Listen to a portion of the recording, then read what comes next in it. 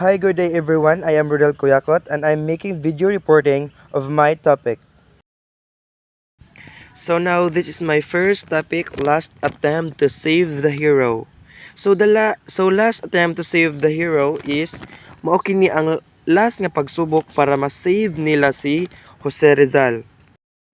So Antonio Maria Regidor was informed of Rizal's dilemma and he dispatched 2 telegrams to familiar friends in Singapore requesting them to petition the Singapore court to issue in a writ of habeas corpus.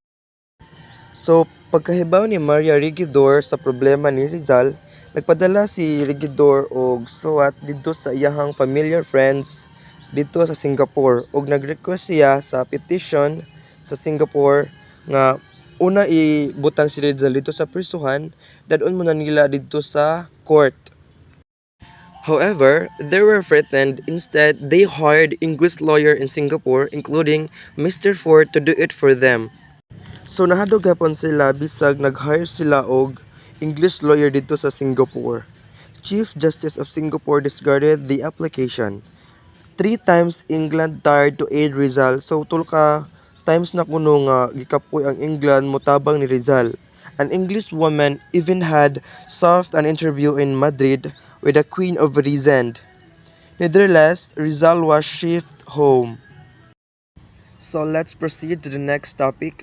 Charla in Manila, or arriving of Rizal back to the Manila. So on November 3, 1896 in Manila, Colon reached Manila. Spanish and friars celebrated while Filipino patriots worries for the dissolution of their elusive quest for independence.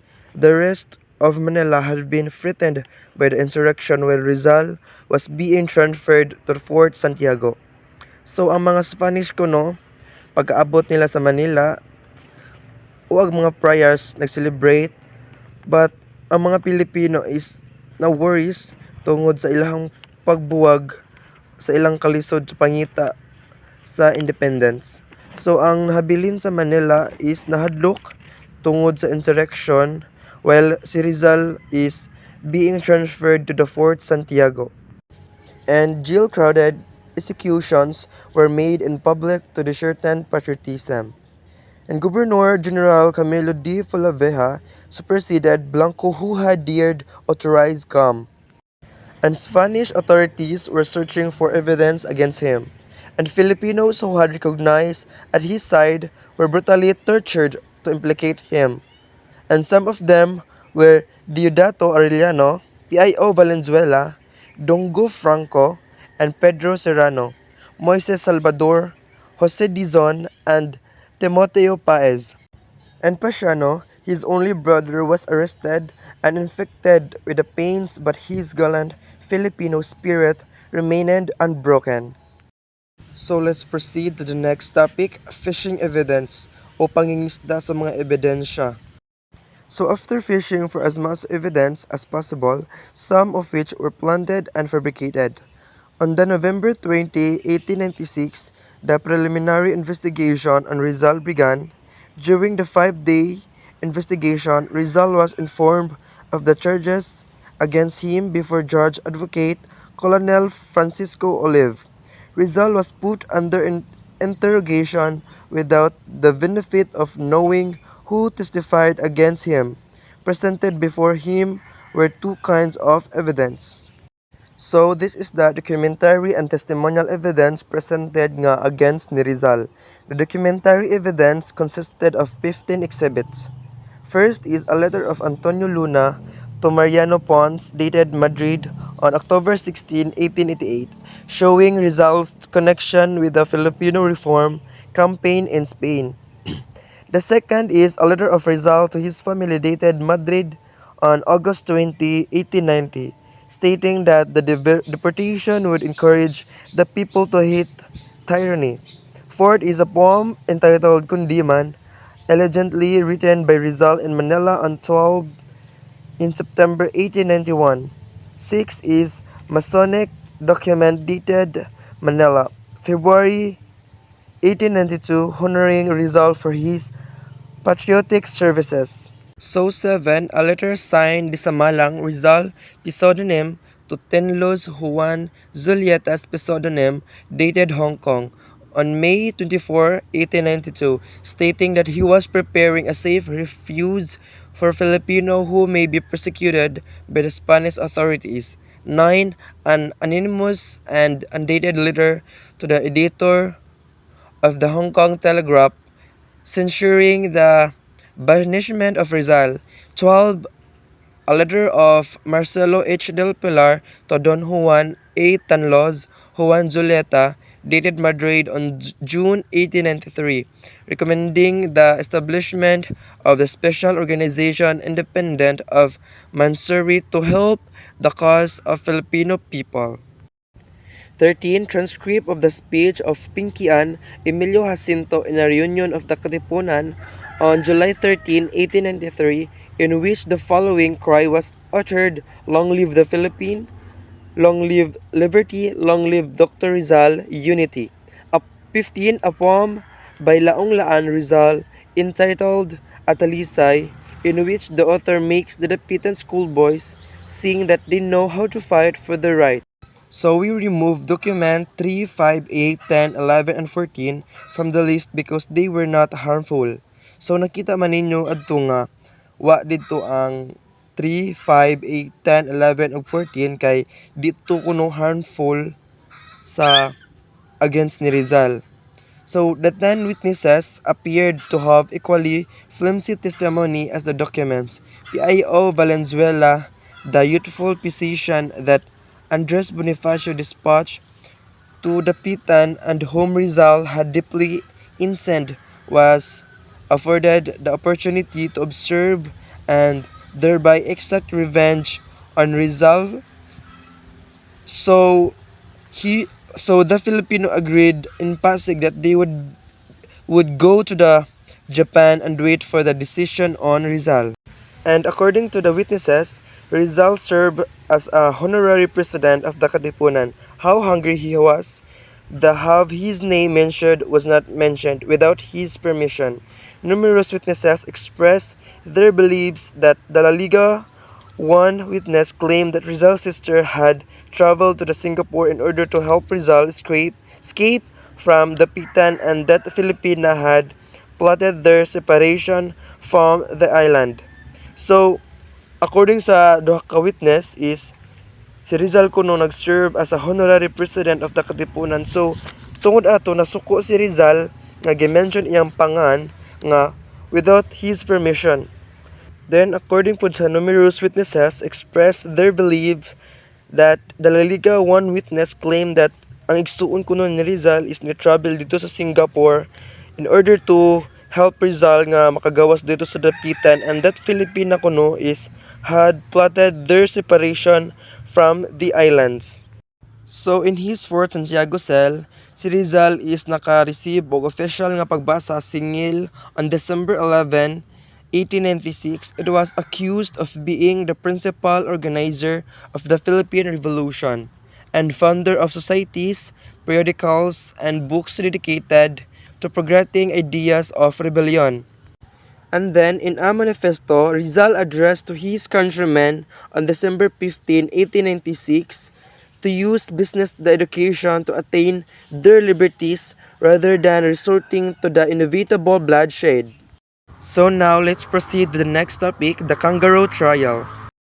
So, on December 26, 1896, around 8 a.m., si Rizal is gidala dito sa lugar nga wala sa kaybaw dito sa Cuartel de España and gibutang sa trial before a military court presented over by LT Colonel Jose Tugores Arjona, which was made up of 7 military commanders, captain and the other 6 informed cops and the other 6 uniformed cops were present in the courtroom. Judge Advocate Captain Fernando Rodriguez, Captain Manuel Diaz Escribano, Captain Ricardo Muñoz Arias, Rodriguez Nunez, and Captain D. Alcoce, Cracker prosecuting attorney, and numerous Spector Enrique. Even the right to counsel was denied to him because he was only allowed to must select his representative from a group of peculiar, inexperienced young Spanish cops lacking legal training.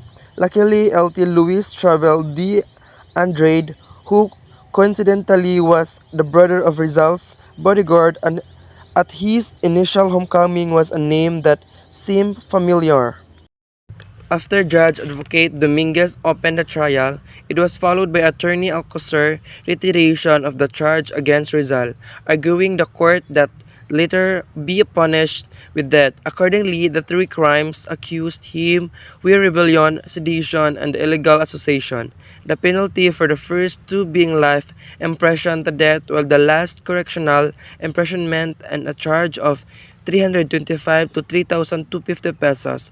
On the other hand, LT Travel de Andrade took revealed courage to make such a defense as he did all intelligence and devotion he could do that get a fair trial for the stranger dependent on his chivalry and in so unpopular a cause. So let's proceed to the according to Rizal, there were 12 points to prove he's innocent. So mauni ang prove nga innocent siya o wala siya sala. First is, as testified by Payo Valenzuela, Rizal was against rebellion. 2. He had not written a letter addressed to the Katipunan compressing revolutionary elements. 3. Without his knowledge, his name was used by the Katipunan. If he was guilty, he could have escaped while he was in Singapore. 4.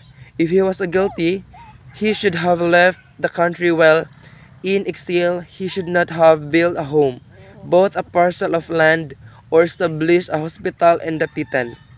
5. If he was a leader of a revolution, the revolutionists should have consulted him. 6. He did not deny that he wrote by the law of the La Liga Filipina, but to make things clear, the organization was a civic association, not a revolutionary society. 7. After the first meeting of Liga, the association vanished because of his exile in Dapitan, thus did not last long. 8. If the Liga was reorganized 9 months later, he had no idea about it. 9. If the La Liga had a revolutionary purpose, then Katipunan should not have been organized. 10. If the Spanish authorities found his leaders having a bitter atmosphere, it was because in 1890 his family was being persecuted, resulting in their dispossession of properties and the deportation of all his brothers-in-law. 11. He lived an exemplary life in Dapitan. The politico-military commanders and missionary priests in the province could attest to that. 12. If according to the witnesses, the speech he delivered at Doroteo Ongjongko's house had inspired the revolution, then he wanted to confront these persons. If he was for the revolution, then why did he Katipunan send an unfamiliar emissary to him in Dapitan? It is so because all his friends were aware that never advocate violence. So mao kadto ang mga 12 point nga nagpamatuod nga si Rizal is usa ka inosente o walay sala. On December 28, Governor General Polavieja, without any remorse, therefore signed, ordered, and scaled the execution of Jose Rizal through firing squad at 7 o'clock in the morning of December 39, 1896 at Bagumbayan. So, on December 28, wala naduduha si General Polavieja og panugo sa mga firing squad nga pagpatay ni Rizal inig ka December 30, 1896 at 7 o'clock sa buntag sa Bagumbayan. So the next topic is alone in the cell. So dinhi gidapita is nag-inusara si Rizal didto sa iyahang prisuhan. Spain lost no time, neither in convicting him nor in confirming the military court's decision, but he was sentenced to be shot on December 30, 1896.